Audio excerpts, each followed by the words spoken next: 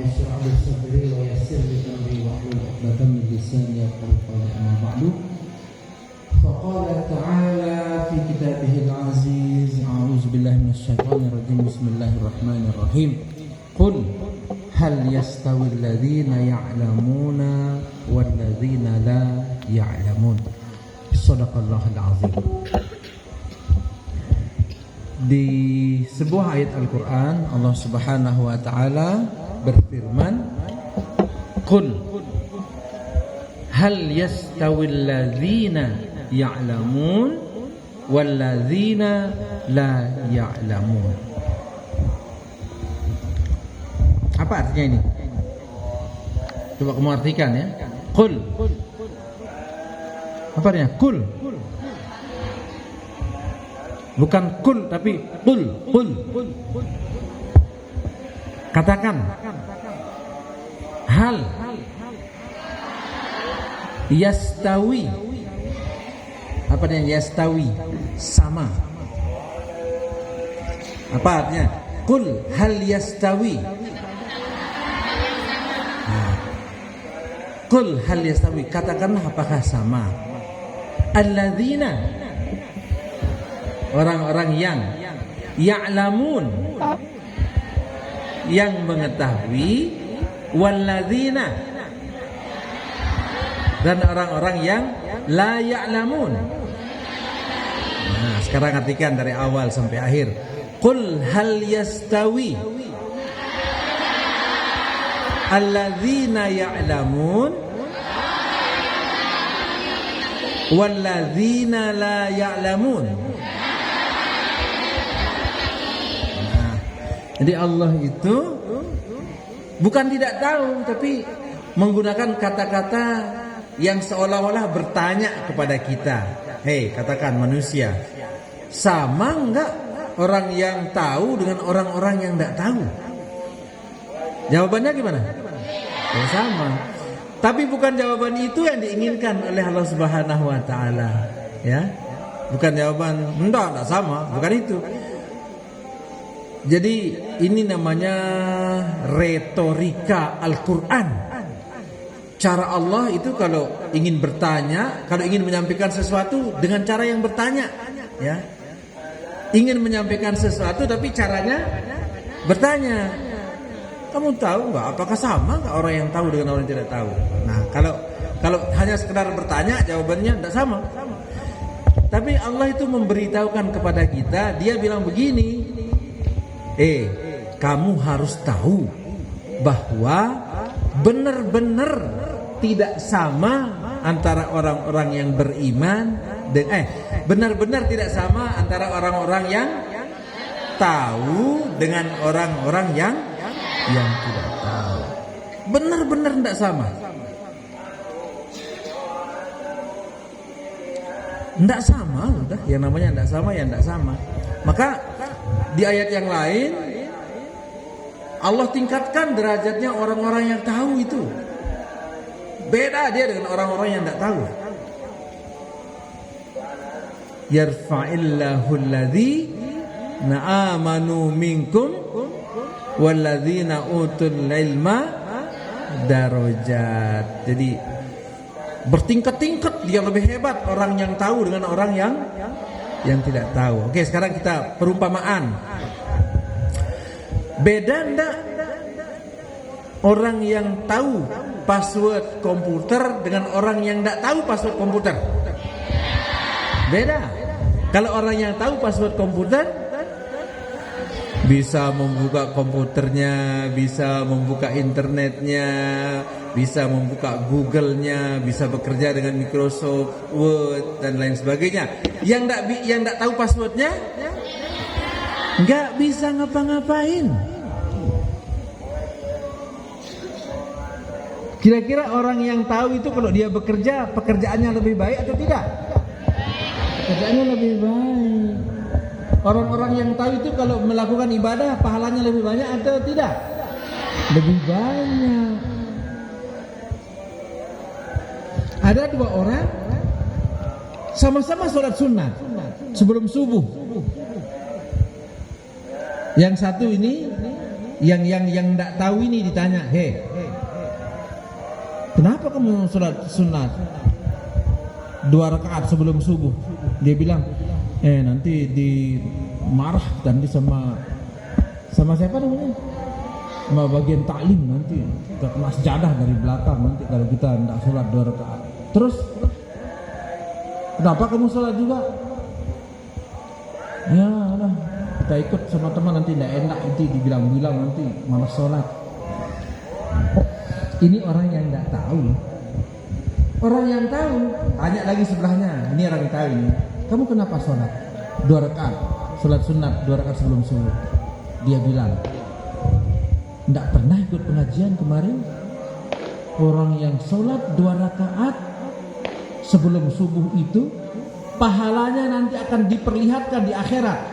Pahala sholat 2 rakaat itu lebih baik dari bumi dan seluruh isinya. Oh ya? Nah, karena dia tahu. Kira-kira yang lebih semangat sholat itu yang tahu itu atau yang tidak tahu? Yang tahu. Beda enggak orang yang tahu dengan orang yang tidak tahu? Beda.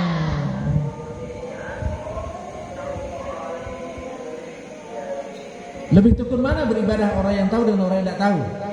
Orang yang tahu, yang ini tetap. Kalau yang satunya itu begitu tidak ada bagian taklim,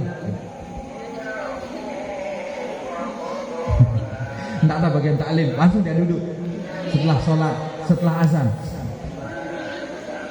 Sholat, mapi bagian taklim, mapi lah bahasa.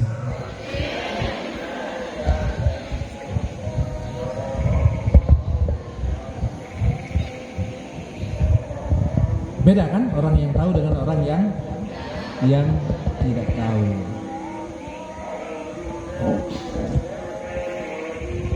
Ada 2 orang dibangunkan, ayo makan sahur. Iya makan sahur. Nah setelah selesai makan sahur, ngantuk-ngantuk rupanya. Emang kamu kenapa? Kok agak malas-malas makan sahur?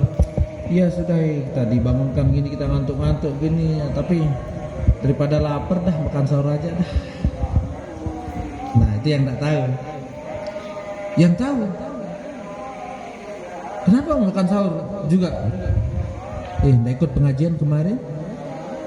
Hukum orang sholat, hukum orang makan sahur itu sunat muakkad, sunat yang sangat ditekankan. Terus melakukan sholat, melakukan amalan sunat di bulan puasa itu sama pahalanya dengan melakukan amalan wajib di luar bulan puasa. Besar pahalanya enggak? Besar pahalanya. Yang satu itu karena kenapa kamu makan sahur? Iya dah, enggak apa-apa dah. Nanti daripada lapar. Nah, daripada lapar katanya. Ya. Terus memang itu aja alasan kamu? Enggak. Kan ada penjelasan tambahan juga. Dengan makan sahur itu kita akan mendapatkan barokah dari puasa yang kita lakukan. Nah, kira-kira yang tahu ini dengan yang tidak tahu ini lebih rajin mana makan sahurnya? Yang tahu. Kalau yang lain, kalau yang ini yang tidak tahu ini, sudah kenyang nih. Malas saya makan sahur, tak apa-apa, cukup lah, kuat dah saya nanti kalau puasa, nggak apa-apa dah. Yang satunya lagi udah makan juga, iya biar makan, tapi kan sahur ini ada barokahnya, sahur ini ada pahalanya, nggak apa-apa, makan sahur aja meskipun sedikit. Bangun. Udah kenyang, barokah banyak, semua dimakan. Esnya 2 cangkir, ininya lontongnya 4, minyak 3, habis semua. Kau makan juga? Sahur itu ada barokahnya. Sahur itu sunnah muakkad. Siapa yang melaksanakan sahur itu puasanya akan berkah pada hari. Oh iya. Beda nggak cara orang yang tahu dan orang yang tidak tahu?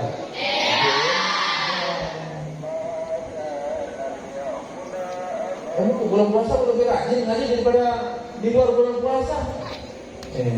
Taklim muter-muter terus, ngontrol kita, makanya kita belum ngaji nanti kita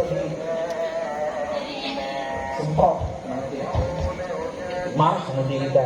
Itu yang tidak tahu. Yang tahu gimana? Di bulan puasa Di luar bulan puasa aja kalau kita baca satu huruf pahalanya 10. Apalagi di bulan Ramadan berlipat-lipat, semakin ikhlas semakin tinggi lipatan pahalanya. Oh iya. Kira-kira lebih rajin baca Quran yang tahu atau yang tidak tahu? Yang tahu. Maka itulah makna ayat tadi itu. Katakan, sama nggak orang yang tahu dengan orang yang tidak tahu? Beda. Jauh lebih baik, jauh lebih hebat, jauh lebih berkualitas orang-orang yang tahu dengan orang-orang yang tidak tahu. Maka perjalanan kamu untuk tahu itu diapresiasi oleh Allah luar biasa, dihargai, dibesar-besarkan pahala orang yang berjalan untuk mengetahui. Nah, dalilnya mana? Man salaka tariqan yaltamisu fihi ilman sahalallahu lahu bihi tariqan ilal jannah. Nah, siapa yang dalam perjalanannya itu dalam kegiatan untuk menuntut ilmu, Allah sudah memberikan satu janji, dia akan mudah masuk surga nanti. Ya, untuk orang yang menuntut ilmu dipermudah masuk surga. Karena orang kalau sudah mendapatkan ilmu, dia bisa menikmati ibadahnya, senang beribadah, istiqomah beribadah, dibandingkan dengan orang yang dipaksa saja beribadah, ya. Dipaksa, yang tidak tahu itu begitu imamnya subhanallah, ngeremon jadi belakang. Bang ini kebanyakan subhanallahnya. Yang tahu lain lagi ceritanya, dia nikmati sesuatu, ya Allah, subhanallah, sambil dia ingat ceritanya. Itu semangat sekali memang. Nanti jangan lawan kita ngomong subhanallah. Itu semangat sekali, nanti ceritakan. Alhamdulillah. Selesai subhanallah, alhamdulillah, wallahu akbar, katanya dia mau cerita. Sini ceritain. Jadi begini ceritanya, ya. Pada zaman ini, siapa yang bercerita ini? Teman tadi itu ya, yang tadi dia cerita sama temannya, ya. Bukan saya yang cerita sama kamu, ya. Cerita temannya itu yang cerita sama. Begini ceritanya. Kamu pernah cerita dulu nggak sama Rasulullah? Enggak, katanya. Ayo dengerin ya, katanya, ya. Ya. Pada zaman Rasulullah itu ternyata banyak sahabat-sahabat Rasulullah yang miskin. Ya. Tetapi banyak juga sahabat-sahabat Rasulullah yang kaya. Nah, sahabat-sahabat Rasulullah yang kaya ini sudah kaya, kemudian rajin dia bersedekah. Ada orang sakit dibantu, ya. Ada orang buat jalan, dia bersedekah ke masjid, ya. Tapi tidak dia bersedekah ke Haramain, karena Haramain belum ada waktu itu di sana, ya.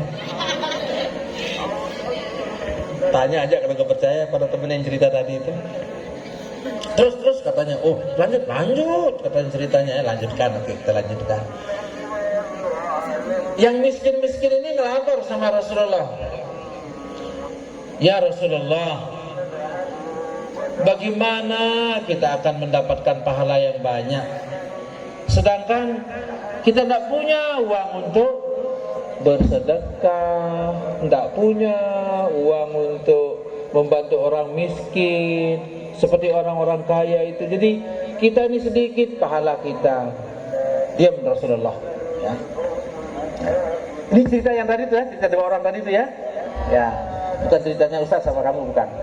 Cerita yang dua orang itu. Sekarang kita dengarkan ceritanya, ya. Lanjutkan ceritanya dua orang itu, ya. Ya. Terus katanya, ya.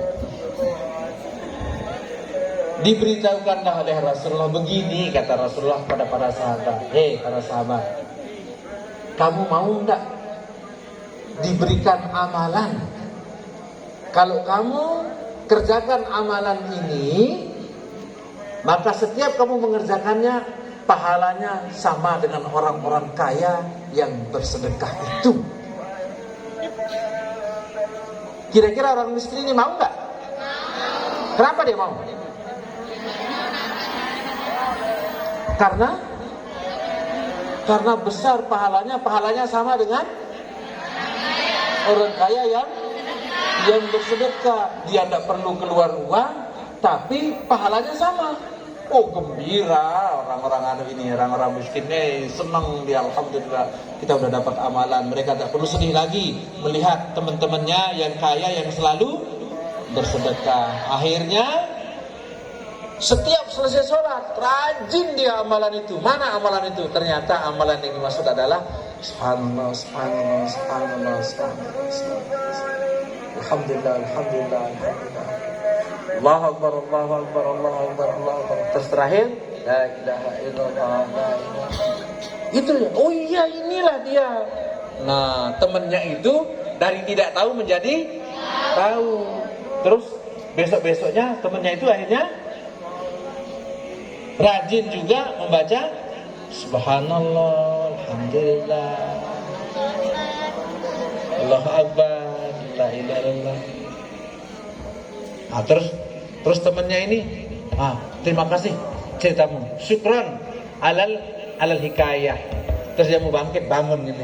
Belum selesai ceritanya ini. Gitu tuh. Oh iya, masih ada sambungan? Ada, kata dengerin.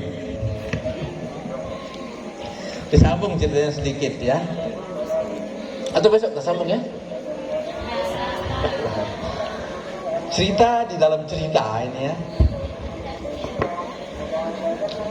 Terus dengerin makanya.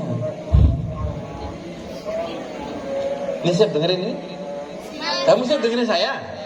Ya, saya akan ceritakan dia juga begitu katanya temannya itu, dengerin. Sambungan ceritanya ya. Ya, sambungan ceritanya ini kita lanjutkan. Nah, orang-orang kaya itu yang banyak bersedekah itu, ya, mereka heran. Yuk, teman-temannya yang miskin-miskin itu kok sekarang ini setelah sholat ini tidak langsung bubaran. Kok diam, mereka berdoa, mereka. Dia tidak tahu, tapi heran aja mereka ini ya. Lama-lama, akhirnya bertanya orang kaya ini, kamu apa yang kamu kerjakan setiap habis sholat begini? Dikasih tahulah, kami diajarkan oleh Rasulullah bahwa kalau kita ya membaca subhanallah, walhamdulillah, wala ilaha illallah, wallahu akbar itu setelah selesai sholat itu ya pahalanya sama dengan orang yang bersedekah. Nah, apa yang terjadi? Sama pahalanya ya dengan orang yang bersedekah. Akhirnya yang kaya-kaya itu keesokan harinya ikut juga berdoa begitu. Subhanallah, ikut ya, dia udah rajin bersedekah, ikut juga berdoa begitu. Lagi dia ngelapor yang miskin-miskin ini sama Rasulullah ya. Lagi dia ngelapor, ya Rasulullah, sekarang orang-orang kaya itu udah tahu rahasia amalan kita, katanya ya. Kita begini-begini, mereka juga ikut. Sekarang mereka juga ikut, yang kaya-kaya itu juga ikut juga beramal seperti kita. Apa jawab Rasulullah? Itulah lebihnya kalau kita menjadi orang kaya. Tapi kaya yang baik loh ya, bukan kaya yang pelit ya. Kalau kaya yang pelit itu kita lemparin aja ya. Tapi enggak boleh, lempar orang enggak boleh. Ya. Ya, itulah kelebihannya orang-orang yang kaya. Nah, oleh karena itu dan kaya itu tidak dilarang. Untuk orang-orang Islam itu kaya untuk bersedekah, kaya untuk biaya menuntut ilmu, kaya untuk biaya haji, kaya untuk beli sajadah, kaya untuk dimakan minum, ya. Tuh, yang laki-laki kaya, kalau suami itu kaya untuk berikan istrinya, ya. Nih mau dikasih cerita khusus nih yang ini ya. Ada seorang istri kayaknya sakit-sakit terus katanya, ngelapor pada temannya. Ini yang suaminya ngelapor, Pak Ustadz, istri saya sakit-sakit terus, padahal sudah saya ruqyah dia beberapa kali. Oh, tidak bisa sembuh katanya. Oh, kalau istrimu di ruqyah terus tidak bisa sembuh, besok datang pulang, rupiah dia katanya.